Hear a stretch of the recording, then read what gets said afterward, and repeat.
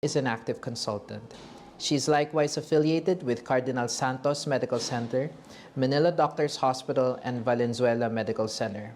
So, without further ado, let's welcome her onto our platform. For this session of our postgraduate course, I'll be discussing varicella and herpes zoster. So these are my objectives for this session. As for introduction, varicella is an acute infectious condition that is caused by a DNA virus known as the varicella zoster virus, or your VZV, from the herpes viridae group. This virus is responsible for causing both varicella, also known as chickenpox, and herpes zoster, or what we commonly know as your shingles. Primary infection with VZV would result to chickenpox, after which the virus would go into a latent or sleeping phase in the sensory nerve ganglia.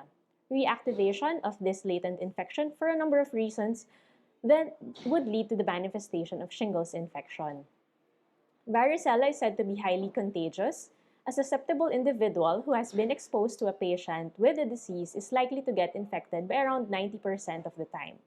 Nonetheless, chickenpox is said to be less communicable than measles, but more contagious than mumps or rubella. In terms of transmission, VZV would spread via direct person-to-person contact, inhalation of your aerosols from the vesicular fluid of acute varicella or shingles, and also through infected aerosolized respiratory secretions.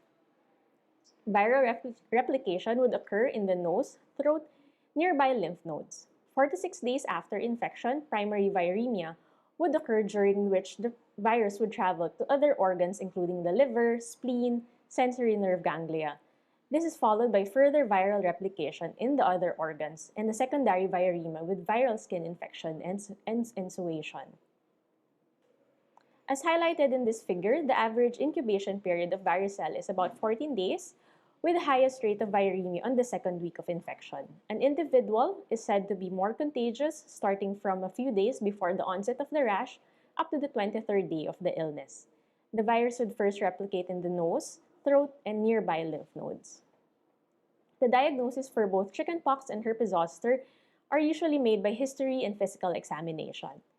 The characteristic skin rash of chickenpox would be lesions in all stages of development, providing the basis for the clinical diagnosis of infection. The presence of pruritus, pain, low-grade fever can further help establish a diagnosis of chickenpox.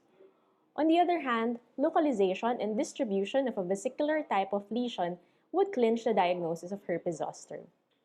A unilateral distribution in the dermatomal pattern should immediately lead to the clinical diagnosis of shingles. Nonetheless, other viral exanthems can also occasionally be confused with both conditions. The best way for us to confirm the diagnosis of varicella and herpes zoster would be through the use of your PCR to detect the VZV DNA in specimens from the skin lesions, including your vesicles, your scabs, as well as other maculopapular lesions. A positive IgG result would mean that the person would have antibodies to VZV either from past disease or from vaccination. A single positive IgG cannot be used to confirm the diagnosis of varicella. Testing for VZV IgM is also not recommended to confirm varicella due to the poor sensitivity and specificity of the available testing methods. A false positive IgM result is also common in the presence of high IgG levels. A chunk smear, which is performed by scraping the base of the lesion, can also demonstrate multinucleated giant cells. However, the sensitivity of this test is no better than around 60% and would not distinguish between your HSV and your VCV. As for the clinical features, the varicella rash, as mentioned, is generalized and pruritic. The lesions would usually appear in multiple stages of macules, papules, and vesicles. The rash would first appear on the face, the scalp, the trunk, and then would spread to the arms and the legs. The greatest distribution of the rashes are usually seen on the trunk, following what we call a centripetal distribution. Patients may have mild symptoms that would last for about 4 to 7 days. Fever, body malaise, headache usually would resolve within 2 to 4 days after the onset of the rash. A person with varicella is said to be contagious from 1 to 2 days before the onset of the rash until all the lesions have crusted. Vaccinated individuals may develop lesions that do not crust at all. These are considered to be contagious until no new lesions have appeared for about 24 hours. Recovery from chickenpox infection usually would provide lifelong immunity for healthy individuals. A second occurrence of varicella is more likely to occur in immunocompromised patients, although very rarely do this happen. On the other hand, the clinical course of herpes zoster may be a little different from varicella. Herpes zoster is characterized by unilateral vesicular eruption with a dermatomal distribution. Thoracic and lumbar dermatomes are most commonly involved, and the onset of the disease is heralded by pain within the dermatome, usually preceding the lesions by about 48 to 72 hours. Early in the disease course, erythematous maculopapular lesions would appear and would rapidly evolve into a vesicular rash. Vesicles would then coalesce to form bullous lesions. In an immunocompetent individual, the lesions would usually continue to form for about 3 to 5 days with a total duration of about 10 to 15 days. Herpes zoster in immunocompromised patient, however, is said to be more severe than in a healthy individual. Lesion formation would continue for about 2 weeks, and scabbing may not occur until about 3 to 4 weeks into the disease course. Risk factors for the occurrence of herpes zoster, apart from previous history of varicella, would include increased age and the presence of immunocompromising conditions, which may include the following on the right hand of this slide. The most significant clinical manifestation of herpes zoster are associated acute neuritis and later on your PHN or post-herpetic neuralgia. PHN, although uncommon in young people, may occur in 25 to 50% of patients above 50 years old. Up to 50% of adults older than 50 would have debilitating pain. PHN may cause constant pain in the involved dermatome or consist of intermittent stabbing pain. The pain may be worse at night or on exposure to temperature changes. At its worst, neuralgia can be very incapacitating for the patient. PHN or long-term pain remains to be the most frequent and significant complication of shingles. It is persistent even after a month from the onset of herpes zoster and after clearing of the lesions. The risk for PHN would increase with age with the elderly age group, experiencing this complication more often in about 10 to 18% of patients. And among those with PHN, those with involvement of the ophthalmic division of the trigeminal nerve are said to be at higher risk. Extracutaneous site of involvement would include the CNS, as manifested by meningoencephalitis or encephalitis. Clinical manifestations are similar to those of other viral infections involving your CNS. However, a rare manifestation of CNS involvement by herpes zoster is what we call the granulomatous cerebral angiitis, which would usually follow zoster ophthalmicus. Cerebral angiitis, as a rare complication, would manifest as ischemic stroke, presenting several months after a history of shingles. The most common complication for varicella would include pneumonia in adults and secondary bacterial skin and soft tissue infection in pediatric patients. Severe complications would include cerebellar ataxia, encephalitis, and hemorrhagic conditions. Varicella pneumonia in adults has a reported incidence of about 25-fold greater when compared to children. It is reported to occur in less than 5% to about 50% of cases of varicella. As mentioned earlier, immunocompromised individuals, most especially those with no prior evidence of immunity against varicella, would be at higher risk for severe varicella and its concomitant complications. Patient groups with the highest risk for severe disease would include those with hematologic malignancies, those on high-dose steroids or chemotherapy, those with cellular immunodeficiency, and your pregnant women. Severe varicella, including pneumonia, is more commonly seen in pregnant women and immunocompromised individuals. If a pregnant patient is infected with varicella during the first trimester and early second trimester, the newborn is less likely to be born with congenital varicella syndrome. He or she may be born with some skin scarring or abnormalities in the limbs, brain, eyes, or may be born with low birth weight. On the other hand, pregnant women who develop varicella rash from 5 days before to 2 days after the delivery would put the newborn at risk for neonatal varicella. Neonatal varicella is associated with about 30% neonatal mortality without treatment with varicella immunoglobulin. As I'll discuss later, varicella vaccine, as it is a live vaccine, is contraindicated during pregnancy but may be offered to postpartum women. So knowing that these two conditions can have severe complications and consequences if left untreated, it would be important for us to understand how to actually manage varicella and herpes zoster. And part of the management would be to determine whether your patient actually has evidence of immunity.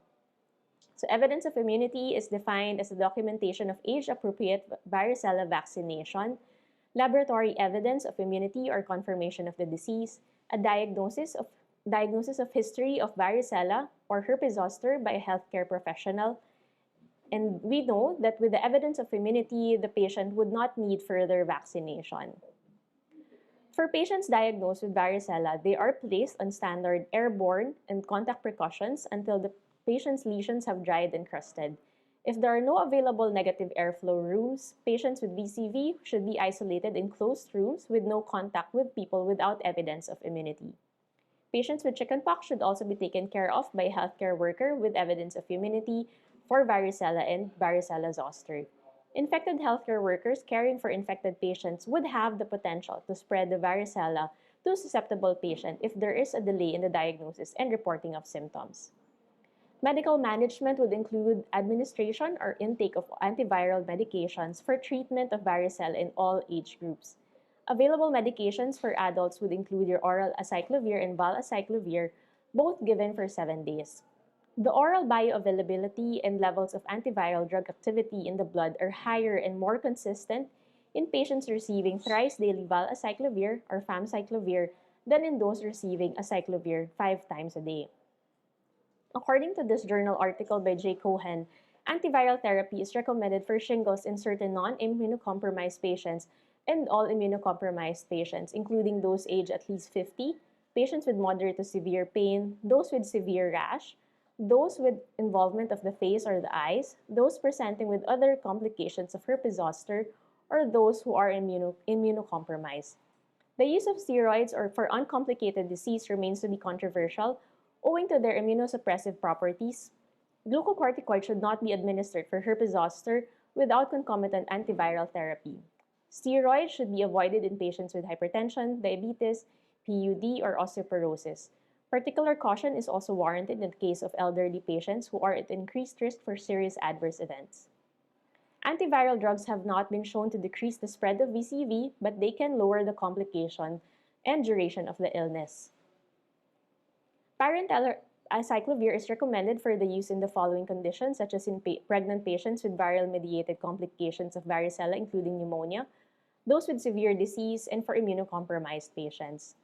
Studies show that acyclovir given within 24 hours of the onset of the rash can give the following favorable outcomes, such as hastening the resolution and reducing the formation of new lesions, shortening the duration of fever, decreasing the severity of the skin and systemic symptoms, and reduction of viral shedding.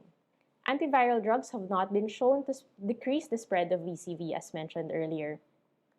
So after knowing the different clinical features, diagnosis, and management of the disease, how then does vaccination fit in this scenario? So varicella vaccine is indicated for preventing chickenpox in individuals without evidence of immunity, including children, adolescents, and adults, and specifically for those who would be at higher risk of exposure or transmission, such as your healthcare workers, household contacts of immunocompromised individuals. Recommended schedule for varicella would be 2 doses with a minimum interval of 4 to 8 weeks between these doses. 0.5 ml of the vaccine is administered via intramuscular or subcutaneous route. 1 dose of the single antigen varicella vaccine is said to be 82% effective at preventing any form of varicella and almost 100% effective for preventing severe varicella. For the household contacts, these are the following indications for vaccination. So for household contacts, healthy individuals who get vaccinated against VCV can protect the immunocompromised people from being exposed to VCV. For patients with HIV, although immunogenicity of varicella is said to be lower in this group, the benefits of the vaccine would outweigh the risk of severe disease. If vaccination would result to disease, acyclovir may be used to help prevent severe illness. For postpartum individuals with no evidence of immunity, they are eligible to receive the vaccine and should be received at least 2 doses or 1 dose if they have been previously given 1 dose prior to pregnancy. For the healthcare professional, all healthcare workers are recommended to have evidence of immunity to VCV. Those who live or work in environments in which transmission is likely would include teachers, daycare employees, college students in dormitories, and employees in correctional facilities. For post-exposure prophylaxis, people with no evidence of immunity are eligible for vaccination as post-exposure prophylaxis. The vaccine should be given within 3 days up to 5 days from exposure to prevent severe varicella. As for the common adverse events from varicella vaccination, this would include local reactions, which may be more common after the second dose. The rash on the injection site may be seen in about 3% of patients and would have a median of about 2 lesions. There is no evidence that vaccination would actually increase the risk for zoster after receiving varicella vaccination. For herpes zoster vaccination, zoster vaccine is designed to boost immunity to VCV in persons previously infected with the virus. The vaccine can either prevent shingles by inhibiting the reactivation of the virus from the dorsal root ganglia or to lower the severity and health burden of shingles should it occur. There are two kinds of zoster vaccine. We have your ZVL or the live zoster vaccine and the recombinant zoster vaccine or the RZV. In a trial of adults aged 60 years or older with a history of prior varicella, a single dose of ZVL was 51% effective in decreasing the incidence of zoster, 61% effective in reducing the overall burden of illness from shingles, and 67% effective in reducing the incidence of PHN.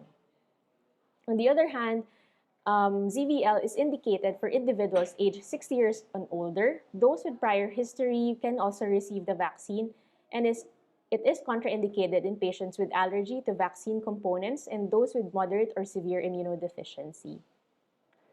On the other hand, recombinant zoster vaccine or RZV is an adjuvanted subunit vaccine. This is not a live vaccine, hence it's not contraindicated for immunocompromised patients. RZV has superior efficacy to your ZVL. 2 doses are recommended for immunocompetent patients aged 50 years or older to be given 2 to 6 months apart. RZV vaccine is said to be 97% effective in 50 to 69 years old and above, while 91% effective in individuals 70 years or older. Indications for herpes zoster vaccination with RZV would include age 50 years and older, whether or not they report a prior episode of shingles, whether or not they received a prior dose of ZVL.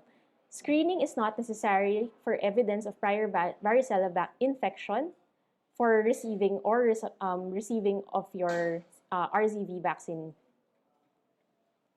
For immunocompromised adults 19 years and older who are or will be immunodeficient because of disease or therapy, varicella vaccination with RZV may be given. The second dose of RZV should typically be given 2 to 6 months apart from the first dose. However, for persons who are or will be immunodeficient or immunosuppressed and would benefit from completing the series in a shorter period, the second dose can be administered 1 to 2 months after the first one. RZV can also be administered concomitantly at different anatomic sites with other adult vaccinations. If more than 6 months has elapsed since the first dose, we can still administer the second dose as soon as possible with no need to restart the series. As for patients who previously received ZVL, we usually would want to wait at least 8 weeks after a patient received Zostavax or ZVL to administer your RZV vaccine. Differences in efficacy between RZV and ZVL are most pronounced among older patients. Studies have shown that the effectiveness of ZVL would usually wane over time, leaving recipients with reduced protection against herpes zoster. As for patients who previously had herpes zoster, there is no specific amount of time you need to wait before administering Shingrix or RZV vaccine to patients who have had herpes zoster. However, you should not give RZV to patients who are experiencing an acute episode of herpes zoster. For patients who do not have any previous history of VCV or varicella, when you are vaccinating immunocompetent adults aged 50 years and older, there is no need to screen for a history of varicella. Serologic testing for varicella immunity, as mentioned earlier, is not recommended. It would often be a barrier to herpes zoster vaccination and may lead to false negative results. So to summarize, here are our learning points. Varicella and herpes zoster would present with mild to severe or debilitating symptoms if left untreated. Early administration of your antiviral treatment can hasten recovery and prevent complication of both diseases.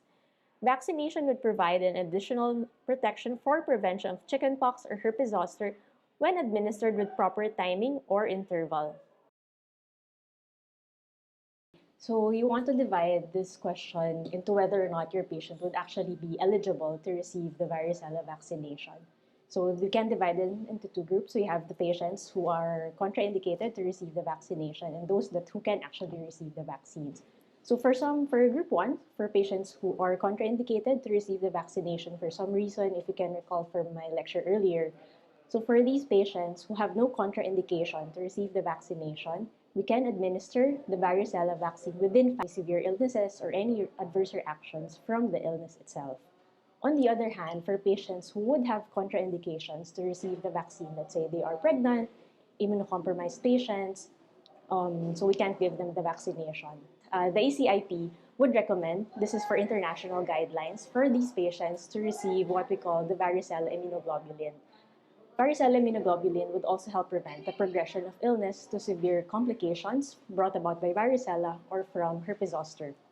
So varicella immunoglobulin can be administered within 10 days from the exposure of the patient to prevent any adverse events or adverse complications from the illness. And lastly po, should individuals who have never had chickenpox or received any varicella-containing vaccines be vaccinated with the recombinant zoster vaccine?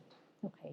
So for patients who've never had varicella, this is either through infection or from immunity through vaccination. Actually, there are no recommendations for them to actually receive your recombinant zoster vaccine or your Shingrix vaccination. We do, however, recommend for them to receive 2 doses of your varicella vaccine. This is for patients at least 12 months or older who've never had evidence of immunity against varicella. Shingrix or recombinant zoster vaccine would not protect them against varicella itself.